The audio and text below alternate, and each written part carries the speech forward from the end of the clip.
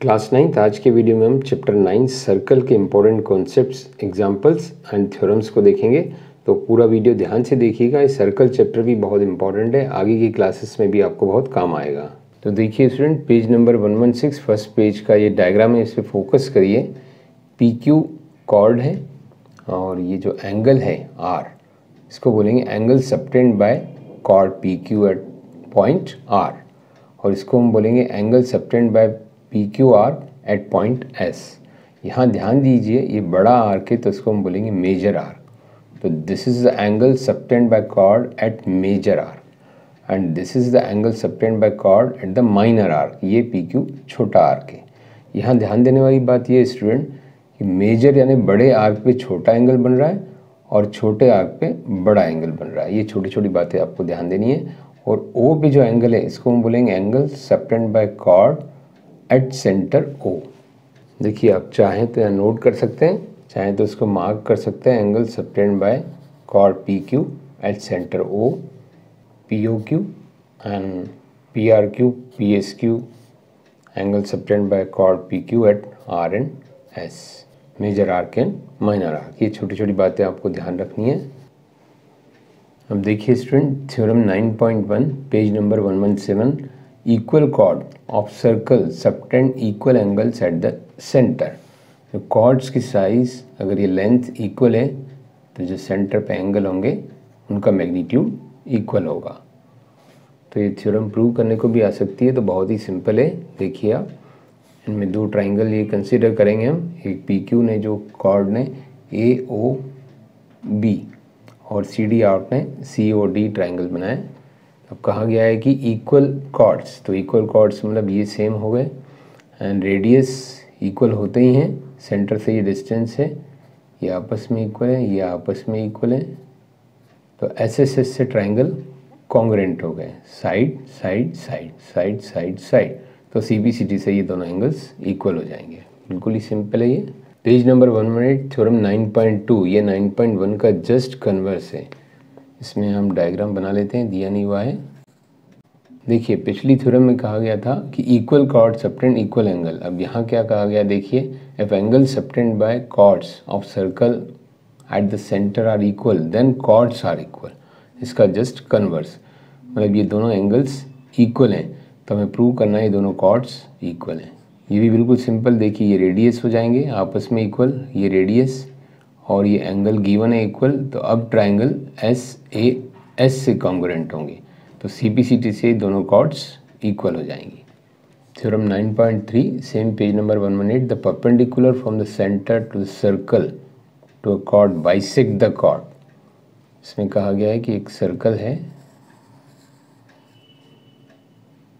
ये कॉर्ड है, perpendicular from the centre, centre O से एक परपेंडिकुलर ड्रॉप किया।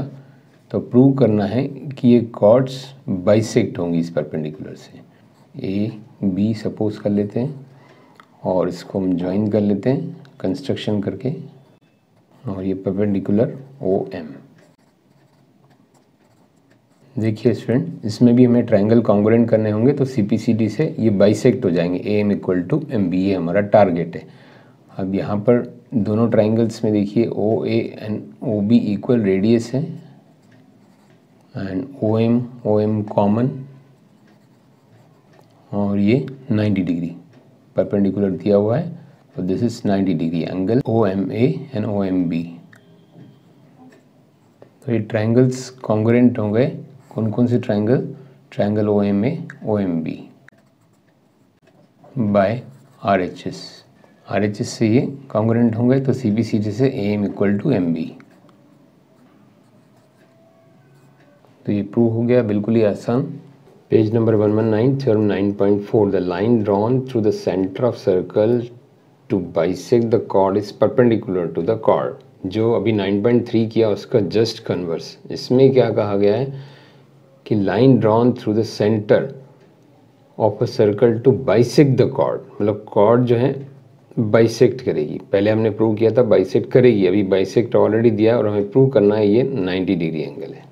तो देखिए स्टूडेंट, इसको यहीं पर कर लेते हैं, बिल्कुल सिंपल। ये रेडियस है जिसको प्लूरल में हम बोलेंगे रेडियाई, है ना, आपको दिखेगा जहाँ भी लिखेंगे ब्रैकेट में रेडियाई, रेडियस का plural, and O M equal to O M, and ये बाइसेक्ट हैं A M equal to M B. तो ट्राइंगल कॉन्ग्रुएंट होंगे बाय एस एस एस। तो ट्राइंगल कॉन्ग्रुएंट होंगे बाय एस एस एस, यहाँ दिया हुआ है पार्शियल सॉल्यूशन। ट्राइंगल कॉन्ग्रुएंट होंगे तो ये दोनों एंगल्स, इनको हम 1 एंड 2 सपोज कर लें equal, angle 1 equal to angle 2, and also we know that by linear pair 1 + 2 is 180। Linear pair से 1 + 2 180 है और दोनों इक्वल हैं, तो ईच 90 डिग्री। अब देखिए स्टूडेंट, सेम पेज नंबर पे ये कॉन्सेप्ट आप समझिए कि किसी भी लाइन से जिस पॉइंट का जो डिस्टेंस रहता है वो परपेंडिकुलर डिस्टेंस कहलाता है। जैसे P से इतने पॉइंट्स हैं तो ये डिस्टेंस नहीं है, ये इनको ड्रॉ किया, but that shortest one is PM। The shortest one is called the distance of point P from this line AB। Page number 120, theorem 9.5, equal chords of a circle are equidistance from the centre. दो chords हैं, इस centre से equi distance रहेंगी, इनका distance जो रहेगा ये equal रहेगा जब इन दोनों की लेंथ सेम होगी। और इसी का कन्वर्स आगे दिया हुआ है, देखिए थ्योरम 9.6 में, page number 121। Theorem 9.6, chords equidistance from centre of circle are equal in length. मतलब इसी का जस्ट उल्टा, ये लेंथ, इनकी डिस्टेंस अगर इक्वल है तो कॉर्ड्स इक्वल लेंथ की होंगी। इनका भी एप्लीकेशन हम आगे देखेंगे क्वेश्चंस में। अब देखिए student, page number 121, example 1, very important example, ध्यान दीजिए, इसको आपको फोकस करना है अच्छे से। इसमें कहा गया है कि if two intersecting chords of a circle make equal angles with the diameter passing through the point of intersection, prove that the chords are equal. देखिए इसमें कहा गया है कि दो कॉर्ड्स हैं AB और CD, ये इंटरसेक्ट करती हैं और डायमीटर से जो लाइन इस तरफ जा रही है वो यहाँ पर इक्वल एंगल्स बना रही है, ये दोनों एंगल्स इक्वल हैं। तो प्रूव करना है कि दोनों कॉर्ड्स इक्वल हैं। तो ये OL एंड OM एक कंस्ट्रक्शन किया परपेंडिकुलर सेंटर से। अब ये दोनों ट्राइंगल हम कंसीडर कर रहे हैं, यहाँ सॉल्यूशन काफ़ी कॉम्प्लिकेटेड दिया है तो इसको हम बिल्कुल ही ईजी वे में समझ लेते हैं। ये दोनों ट्राइंगल्स हैं, कौन कौन से, OLE एंड OME। मैं इधर लिख लेता हूँ, triangle OLE and triangle OME। इन दोनों में ध्यान दीजिए, ये गिवन है, जो पॉइंट ऑफ इंटरसेक्शन से ये डायमीटर एंगल बना रहा है 1 = 2, तो एंगल 1 = 2, और ये जो 90 डिग्री हैं ये भी सेम हो गए, angle OLE and OME, each 90 degree by construction. OE common, तो 3 हमें इक्वलिटीज़ मिल गई, तो दोनों ट्राइंगल्स ये कॉन्ग्रुएंट होंगे बाय एंगल साइड। ध्यान दीजिए आप लोग, यहाँ RHS नहीं लग रहा है, ये एंगल एंड साइड।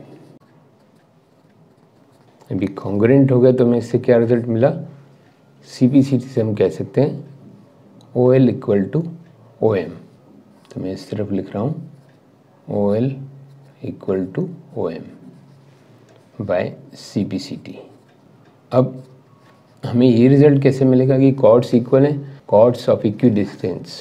ये थ्योरम 9.3 थी, देखिए ध्यान से 9.6, chords equidistance from the centre of circle are equal in length. तो ये इक्वी डिस्टेंस हमने प्रूव कर दी, क्योंकि OL = OM हो गया ये, तो मतलब क्या हुआ, कॉर्ड्स का जो सेंटर से डिस्टेंस इक्वल है, देयरफॉर AB = CD। तो यहाँ हमको यहाँ पर जगह नहीं है, तो आप जब सॉल्यूशन करेंगे तो ब्रैकेट में ज़रूर मेंशन करेंगे chords of equidistance from the centre of circle are equal. Page number 123, theorem 9.7, very important theorem. देखिए स्टूडेंट, ये बहुत इंपॉर्टेंट थ्योरम है, इसका एप्लीकेशन भी होता है बहुत क्वेश्चंस में, और इसका प्रूफ भी जनरली पूछा जाता है एग्जाम्स में। तो इस थ्योरम को पहले समझते हैं।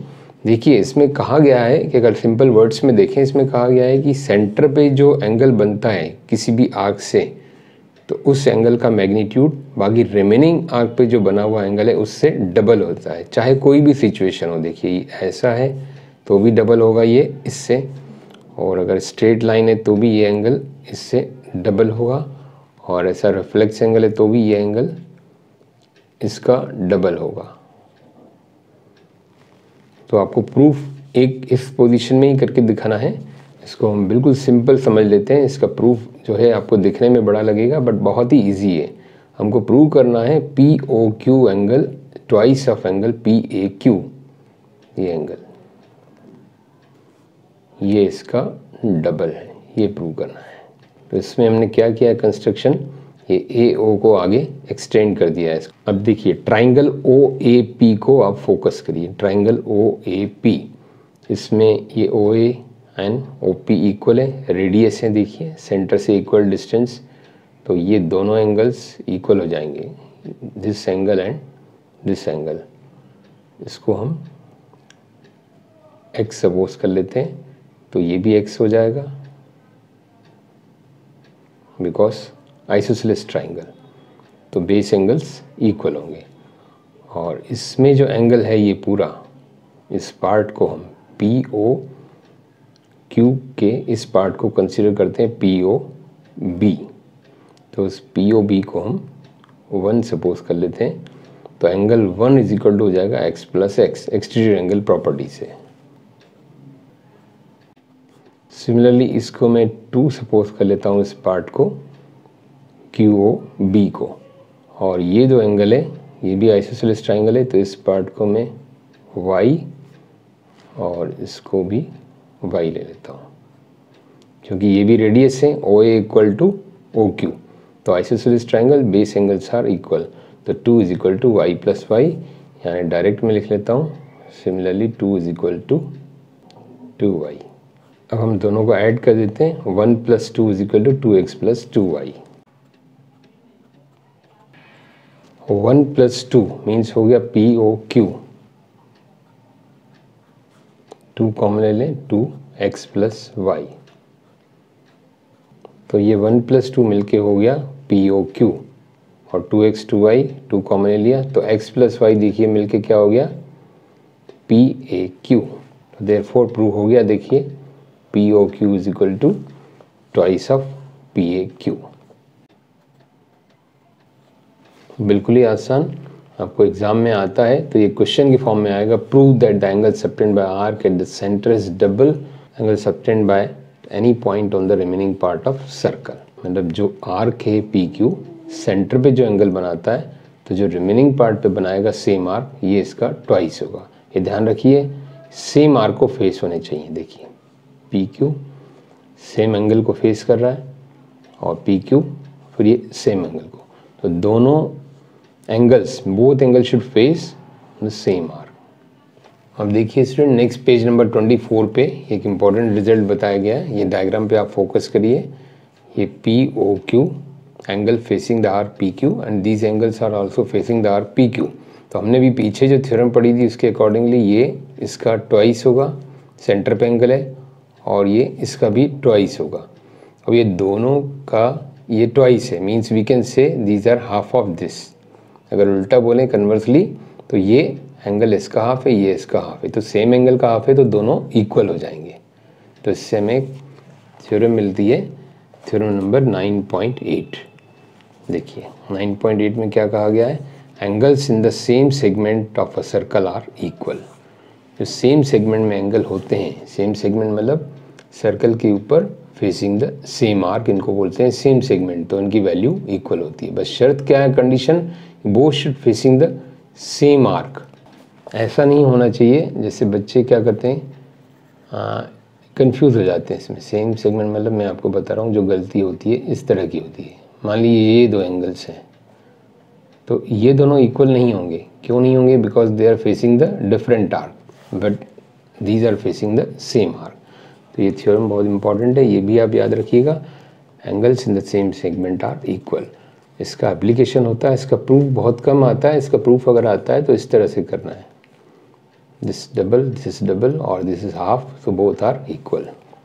अब देखिए यहाँ पर जो डायग्राम दिया गया था सेकंड नंबर, इससे हमें क्या रिजल्ट मिलता है, स्ट्रेट लाइन अगर बनाते हैं, स्ट्रेट मतलब क्या हो गया ये 180, तो ये अगर 180 है तो मीन्स इसका डबल हुआ या इसको कह सकते हैं इसका हाफ हुआ, तो दिस विल बी 90 डिग्री।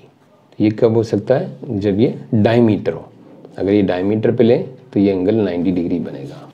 तो ये जो इम्पोर्टेंट रिजल्ट है ये आपको ध्यान रखना है, angle in a semi circle is right angle. ध्यान रखिए, सेमी सर्कल मीन्स क्या हुआ कि सर्कल है, इसको हमने डायमीटर से 2 पार्ट में डिवाइड किया, तो ये जो एंगल बनेगा इस तरफ, ये अगर सेंटर से जा रहा है तो this will be right angle, मतलब 90 डिग्री, चाहे किसी भी तरफ हो।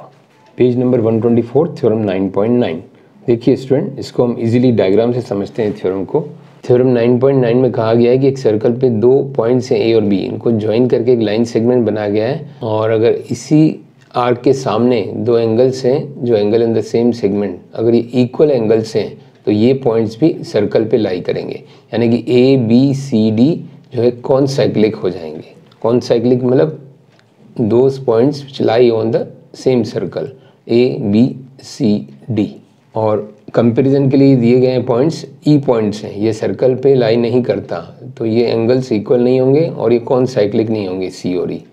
एक पॉइंट बाहर है ई डैश, तो ये भी सर्कल के बाहर है, तो इसका इससे कोई रिलेशन नहीं है, इस एंगल के इक्वल नहीं होगा, न कम ज़्यादा, इससे इसका कोई रिलेशन नहीं है, और ये कॉन्साइक्लिक नहीं होंगे। कॉन्साइक्लिक कौन से, only A B C D. और इसको सेपरेटली फिर बताया गया है, एक सर्कल पे 4 पॉइंट्स हैं ए बी सी डी, एक रिजल्ट निकाला गया इससे, अगर ऐसा है तो ये कॉन्साइक्लिक कहलाएंगे, और ये क्वाड्रिलेटरल कहलाएगा साइक्लिक क्वाड्रिलेटरल। देखिए ये बताया गया, this is a cyclic quadrilateral. बताया गया है कि ABCD cyclic quadrilateral if all 4 points lie on the circle. और इनकी प्रॉपर्टी क्या है, देखिए कि इनके अपोजिट एंगल का सम 180 होता है, और इसका कन्वर्स देखें तो किसी भी क्वाड्रिलेटरल के अपोजिट एंगल का सम अगर 180 है तो वो पॉइंट्स सर्कल पे लाई करेंगे, that will be the cyclic quadrilateral. देखिए पेज नंबर 126 पे थ्योरम 9.10 कहा गया है कि the sum of either 2 opposite angles of cyclic quadrilateral is 180। जो हमने भी बताया आपको कि साइक्लिक क्वाड्रिलेटरल के अपोजिट एंगल का सम 180 होता है। और थ्योरम 9.11 में देखिए इसका अपोजिट बताया गया है, if the sum of pair of opposite angles of quadrilateral is 180 then the quadrilateral is cyclic.